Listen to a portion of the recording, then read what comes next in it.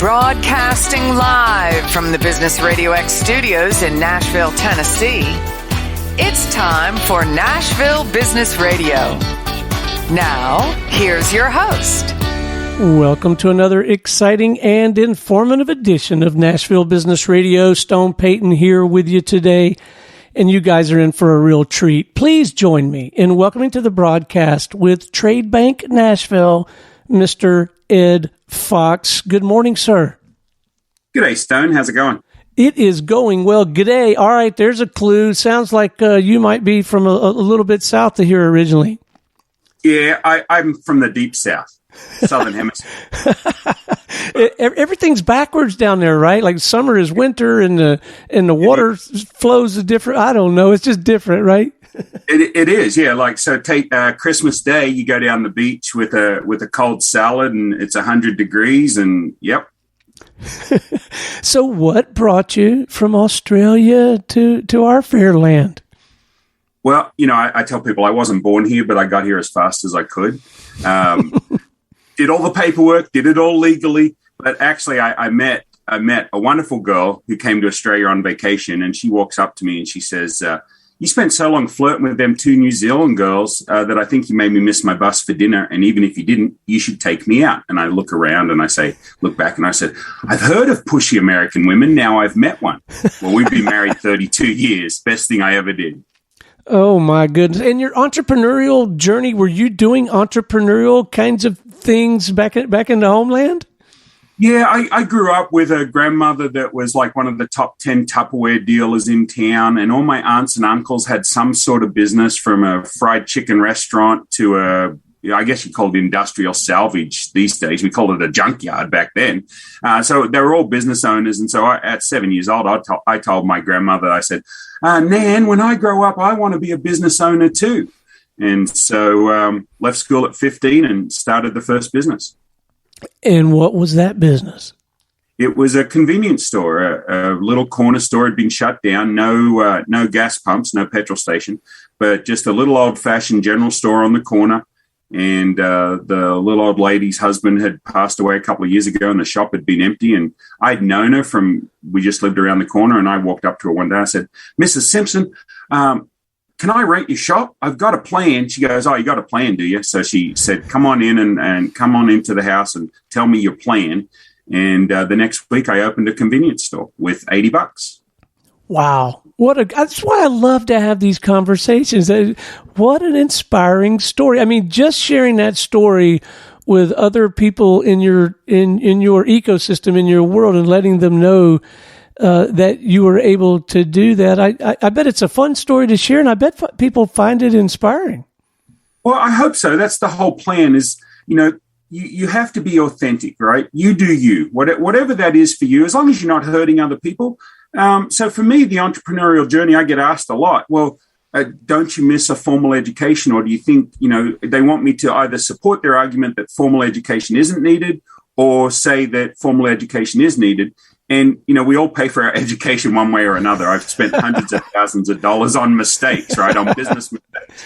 And my wife has a degree and is a pharmacy manager for Kroger. And so she's gone the formal route.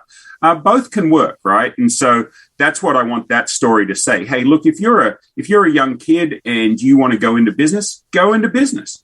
If you want to go to college and get a degree and use that degree in some other field, then do that. You do you. All right, so let's talk about Tradebank a little bit. What got you interested in this whole idea, this concept of bartering?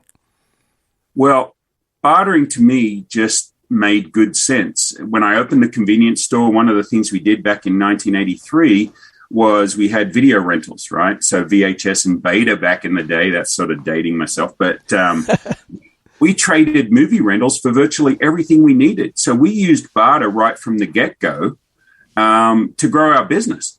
And so when I came across Tradebank, and I'd always bartered stuff, even as kids and growing into adults, we all barter things all the time. The wife says, "Look, if you take the kids to the park on Saturday, then I'll, Sunday afternoon, you can watch football, you can do whatever you want." That's a barter, right? That's something that you do. Well, in business, it works the same way. Why pay cash Why pay retail price for an item when you could take your wholesale cost and barter that for their retail priced item? So even if you break it down to like a bottle of water and a hot dog, right, Stone? If I could trade, if you're the hot dog vendor and I'm the water guy, if I could trade you a bottle of water because you're thirsty and I'm hungry and I want a hot dog, well, we both get the value, but we haven't had to spend the money. I love it. Now, I'm operating under the impression that Tradebank just provides some structure and some scale and some convenience and ease of execution to this concept, right? Because even though I might have a dozen eggs to trade, my neighbor may not have the bacon that I want to trade it for, right? Exactly. So a managed barter platform is not something that people are very familiar with. And we've forgotten how to barter. I have people all the time that just fold their arms and say, I'd just rather pay cash. And I'm like, okay, let me get this straight. You've got a 10-cent bottle of water that you bought in a case, and I can help you trade that for things you want at full retail boat, but you'd rather just pay the full retail price? That doesn't make any sense to me. And so I realize it's a failure on my behalf to educate properly. So when you take a managed barter platform and you plug them into the system, think of it like you ever used Cash App, Venmo, or PayPal? It's sort of like an app. Right. It's an app we use on our phone. And for you to send money to that people, they have to be on the app. Well, Tradebank has the same sort of app, only that you use it within the network. So if I'm a web designer and you're a voiceover artist, maybe I need you to do some videos on my website, but you need a new website. So you and I could barter directly. But like you said, if you've got eggs and you want my bacon, but I don't have bacon, then that's not going to work. So by using a barter platform app, you can trade what you have with other people that don't necessarily have anything to trade with you because you're using the barter currency instead. So are you finding that there are certain industries, certain professional practices, certain types of businesses that really gravitate to this kind of thing and really do well with it? There are industries that do well with it, but more than that, as you've come across, I'm sure, across the years, it's more about the attitude of the person behind the business. If they grasp the concept, of their cost of goods being traded for somebody else's retail price and them saving and leveraging that margin and putting that back in their pocket by not having to spend it, it really could work with virtually any industry. Now, there's some legal requirements that certain industries can't use it, right? If I'm an insurance salesman, I can't take your premium in barter currency. I'm not allowed to do that. But if I'm a restaurant, if I'm a coffee shop, if I'm a voiceover artist, a web designer, a podiatrist, a LASIK eye surgeon, a plastic surgeon, basically any other field that can accept cash can accept barter currency. All right, so let's talk about me. It's my show and it's my favorite subject. but no, I think it'd be a great way for me to really get my arms around this and helpful for our listeners. Let's play this through for a moment. So I work with Business RadioX. I own a pretty big percentage of the overall network, but I run a Business RadioX studio in Cherokee County, Georgia. You and I were talking before we went on air. There's a guy here locally that runs the trade bank for this area. Play that. Like, how would that work for me? Oh, and just to give you some insight on our business model, we don't charge people to be on the show, obviously. Right. But professional services, B2B people, pay us money to help them design shows that help them use the platform to build relationships. And so that's our business model, and we've been doing it for a long time. So those are I'm looking for those kinds of clients, and then I use all kinds of services. Interesting, you should mention voiceover artists. We use voiceover artists to do our intros and outros and that kind of stuff. So what might that look like for a guy like me, like the onboarding process and how I can get the most out of it? If you don't mind, walk us through that. Yeah, you bet. So having the studio, there's probably times when the studio is not being used. Would that be correct? Oh, yeah. Sure. So that is unbooked revenue, right? So if you have a studio or a dentist office or whatever, and we're talking in your specific case, you have time in the studio that you're not getting paid for. Get paid for that in barter currency. in turn take that barter currency, hire one of my voiceover artists from Nashville, one of my voiceover artists from Wichita, Kansas. I own both those regions. That means that the cash that you would normally spend on those voiceover artists is back in your pocket because you're using the barter currency and transacting through the app. So you would rent out studio time. Maybe if you do advertising, you would make some ads for people. You would sell those on barter, and then you would take those barter dollars and offset some of your expenses by using barter dollars instead of using your cash. Now you've got a whole new revenue stream, and you've offset some of your regular expenses. So what does that do with the cash that you were spending on those voiceover artists now that you're spending barter on them? That puts that cash back in your pocket. So that makes you healthier, a business healthier all the way around. So it just dawned on me as you were talking, I suspect that there's this whole group of people that are already part of the system. Again, here in my world too, here in Georgia.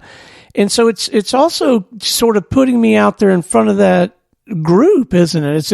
It's another method for getting the word out about the work that we do. Right, exactly. It opens you up to a whole new network. You know, sometimes people don't realize about all these other networks that are out there. I had a financial planner friend who was a gamer. She did cosplay, and she went to conventions. I said, that's a whole new market that most financial planners won't tap into. So now we relate that to barter. Stone, this is a whole network. We have about 4,500 members. We're a boutique barter exchange across Southeast United States, from Florida across to Alabama up to Wichita, Kansas. And there is franchise cities in there. And the guy you were talking about in the Atlanta area, Lee Connor, would be a great guy to talk to about this if you're in the Atlanta area. And that would open you up to that network, as you said. So how does and I asked this question, I come from sort of the sales and marketing side of training and consulting a long, long time ago when I had something more akin to a real job. So it's how my mindset works. But I'm always interested to know like how the whole sales and marketing thing works. And I ask this of attorneys and CPAs and marketing consultants. How does the whole sales and marketing thing work for a guy like you with these multiple entities that are doing this business? How do you get to, I don't know, have conversations like this, I guess? Putting yourself out there the way most other business owners do, joining a chamber, joining a networking group like a BNI or something equivalent, NTI maybe, and just putting yourself out there in front of people, right? I'm in the process of writing a book. It's called Be Authentic. Unless you're a serial killer, then don't be that chain. So the idea being that if we're authentic, right, unless we're a jerk, right, if we're a jerk, we need to change. You know, there's people say, I just have to accept me for the way I am. No, you don't. You can't build relationships if you're not a nice person. So be a nice person. So it's the same with any business. We're all trying to reach new customers. And I think we've forgotten how to be authentic. We've forgotten how to share our concerns and our worries. And people think that salespeople are always out there to sell. They're not. They're out there to solve problems. And if I solve your problem, is it okay that I make some money because I solved your problem? That's what I do. So it's the same thing. Build a network, get out there, meet that network, and invite them to participate in whatever your product or service is. So starting on this entrepreneurial journey so young, having that success, did you have an opportunity? Did you have some mentors along the way? And the second part of that question, are you finding that now you have some opportunities to mentor others? Yeah, so you hit the nail on the head of what really drives me right now is I can't say I'm a self-made man, right? Because there's been so many people that helped me up. So when I started the convenience store with $80, I talked to at that time, we still had a milkman. He still delivered milk, 1983 in Australia, a little country town, 20,000 people. And I said, his name was Ralph Lean, old guy, but he could still carry around cases of milk. And I said, would you put him in on consignment? He's like, dude, I need cash. I said, but what if you put in like 100 liters on Monday morning, and then Tuesday morning, I pay you for whatever I sold the day before? And he did that. And so he put him in on consignment, patted me on the head, said, I want to help you out. It's exciting. We didn't use the word entrepreneur back then. We said business owner. So he says it's exciting to have a kid as a business owner. And then he brings me 3 or 4 other guys that put their stuff in on consignment. So all of those guys were mentoring me, guys and gals were mentoring me and helping me grow my business to the point that we did $100,000 in 1983, the first year. I didn't have a clue what I was doing. 1983, $100,000 for a 15-year-old kid. And, mum and dad, I didn't have a license in Australia. You can't get a license till you turn 18. So they would deliver the newspapers to the shop and they would buy the groceries and stuff for me, stuff I couldn't get done. And so, again, they helped me. Second year, they come in, they said, look, dude, you're killing yourself. Let us help you build it. Second year, we did 300,000, right? And then we built it up to about $500,000. And then I stopped tracking it. It just kept growing. And we finally sold it after 5 years. But it was all about having mentors to help me and learn the steps along the way. And now I'm able to do that for business owners. I'm able to take people that maybe are solo entrepreneurs, maybe they don't know their marketing, they don't know their advertising, they don't know what to do, they don't know how to get their business off the ground. And I love talking on business topics. I love talking business. I love talking and promoting. I have a real passion. Everybody should have a side hustle. Well, and I got to believe people love to just hear you talk, right? Don't you get a little mileage out of that, Aussie? I do. You have some funny conversations like 4th of July, right? So I'm an American citizen. I say Australian by birth, American by choice. I mean, I love to visit Australia. I miss family, but given the opportunities in America, I love Tennessee. I loved Kansas. We lived in Kentucky for a year. I loved that. I just love those free states, right? And coming from Australia, which is very controlled, I wanted that freedom. And for me, I had a guy the other day, he says, do you have 4th of July in Australia? I said, yeah, it's right after 3rd of July. I'm a bit of a smart aleck. What can I say? They say, where's your accent come from? I said, me mouth. Like, no, where are you from? I said, well, as long as you don't say New Zealand, we're good. I said, I'm from the South. I say g'day y'all when I want to confuse people. Oh, nice. So I have fun with that conversation. It opens doors. I say to people, I say, look, hey, when you go networking, the easiest thing to do is throw out your hand and say, g'day, my name's Ed. Of course, I wouldn't use g'day and I wouldn't use Ed. I'd use your own name.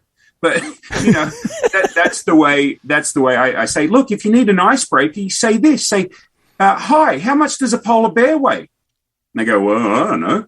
It's enough to break the ice. My name's Bob. So I've written a couple of dad joke books. I do a TikTok channel with nothing but dad jokes. But, when you have businesses, when you have multiple different businesses and you're trying to promote and market the businesses, people want to know the person behind the business. We in America, Australia, most of the westernized world, we love chains, right? We love the branding. We love being marketed to, although we say we don't. We love being marketed to. But we want to be marketed to in the way that is interesting to us. And so most of the time I find I want to know the person behind the brand. Like I with you, Stone, I would, if we were close, I'd love to go out and have a beer or a Coke or a coffee, have something to eat, learn more about what you do. And then I would know better on how to help you utilize barter to grow your business, right? Yeah. So what you're saying is Lee should buy me a beer. Lee should buy you a beer. Yes. Okay. I'll tell him that. I'll send him a message after we get off this call and I'll text him. Fantastic. So I know in my world, there are at least a handful of, what would I call them? Misconceptions. There's some misinformation. There are some assumptions about what we do and what we're about. And our work gets confused with some other kind of media approaches. I got to believe that there are probably a few just misconceptions, some patterns that you run into that you need to clear up to genuinely serve someone. Is that accurate? And if so, can you share a couple of these? Yeah, you bet. It is accurate. Number one, awareness. People don't realize that a managed barter platform is out there, or let's just say barter. They don't realize that barter is done on a high level as well as on an everyday level. They think about barter with farmers and agriculture, right? Like you said, eggs for bacon. But they don't realize that barter can happen on a high level. I like telling the story of Pepsi. Pepsi back in the 60s traded $1 billion of Pepsi products for $1 billion of vodka from Russia. In the 80s, they traded $3 billion of Pepsi products, and Pepsi became the 6th largest military in the world for a brief period of time because they traded for $3 billion in decommissioned naval assets, including 17 submarines, a frigate, and a destroyer. Now, who thinks of Pepsi becoming a military power because they bartered soft drink for military hardware? You know, that's a barter deal that you would never think of. So there's misconception out there that barter is not used in today's economy, but 92% of Fortune 500 companies barter. Wow. They do it all the time. If you just Google search barter and do Google alerts on different things that are bartered. So at my level, I get misconceptions like, oh, it's a cryptocurrency. No, it's not a cryptocurrency. It's actually been operating for 35 years, started in the Atlanta market. 35 years it's been around, sold their first franchise in 94, I think it was, and teaching people that, you know what, barter can be as good as cash, and in fact, it can sometimes be smarter. So one of the misconceptions I break down is I say, Stone, if I have $100 cash to put in one hand, or we have 100 Tradebank barter dollars to put in the other hand, looks like monopoly money, but isn't. You know, it's not a physical note, it's on the app. Mm-hmm.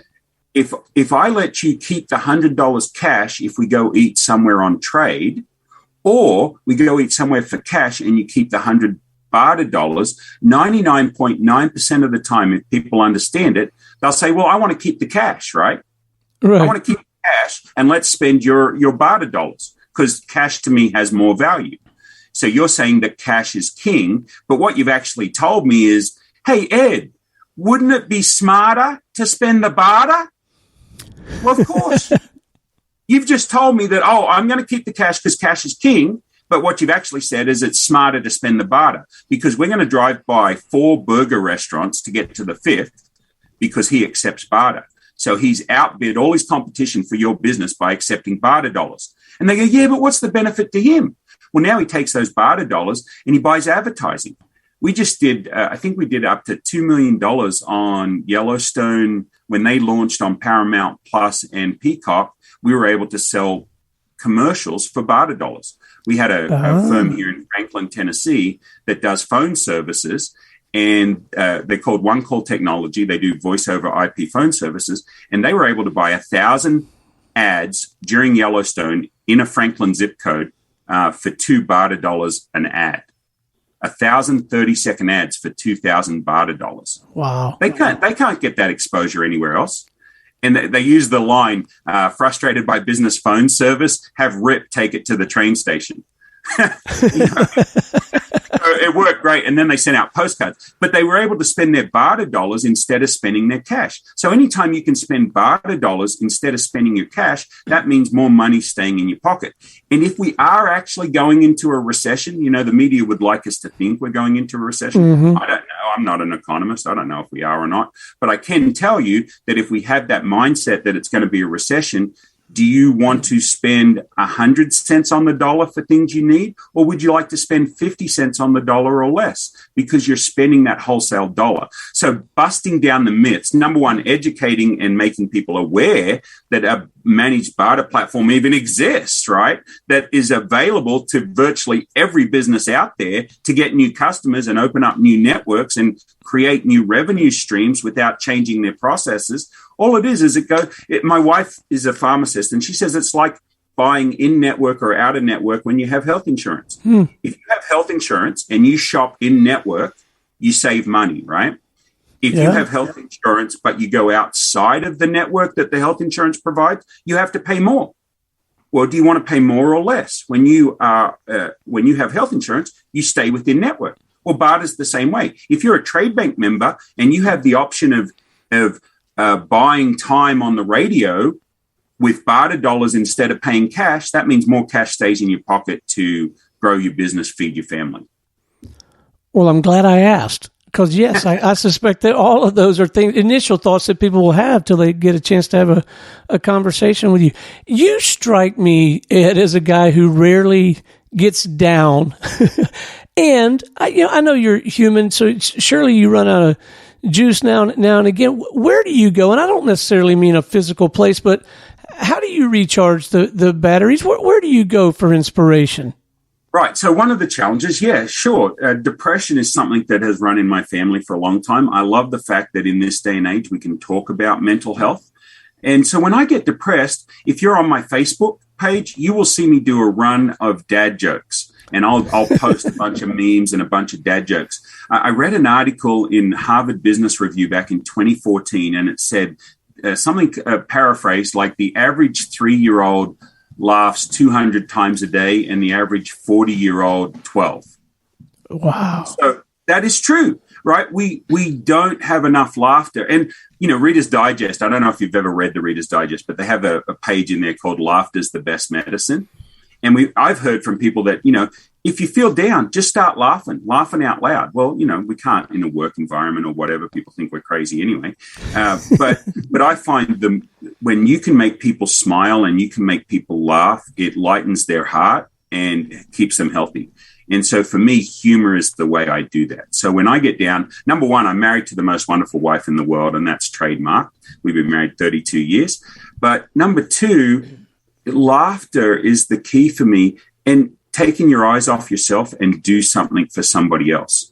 So I have people reach out to me through networks like Alignable and LinkedIn and Facebook on social media, and then through the chamber and through BNI groups, and say, hey, Edward, you got a lot of skills in marketing and your own personal brand, and I would just like to learn from you. And so when I'm depressed, if I can take my eyes off myself and help them briefly, it makes me feel better. What a great piece of counsel right there. All right. So before we wrap, let's make sure that our listeners know how to get in touch with you, have a conversation with you or someone on your team, whatever you feel like is appropriate, the social media channels, website. But I want to make sure that these folks can reach out. Yeah, you bet. So probably the easiest way to see everything that I do, and it's a little messy, but I use a little app called Linktree. And so it's linktr.ee, that's the domain, /AussieFox, AussieFox. So Linktree /AussieFox would take you to all of my different medias. But you can find me on LinkedIn, AussieFox, AussieFox. You can find me on Facebook under the same thing. I'm all over the place. Just search Edward Fox Nashville or Edward Fox Wichita on Google, and I pop up. And it's either going to be for the sport of cricket or dad jokes or barter, because those are the big things I do. Those are the big three. Well, Ed, it has been an absolute delight having you on the show. Man, we certainly appreciate the work that you're doing, and we want to continue to follow the story. And please, as your as you put that book out, please reach back out and let's catch up on all three of those things, okay? Yeah, that'd be great. I love ketchup. Oh my goodness. Well, thank you. Thanks again, man. This has been a great deal of fun and very informative. Yeah, no worries, Stone. Thanks for having me. All right. This is Stone Payton for our guest today, Ed Fox with Tradebank Nashville, and of course, Dad Joke Extraordinaire, and everyone here at the Business RadioX family saying we'll see you next time on Nashville Business Radio.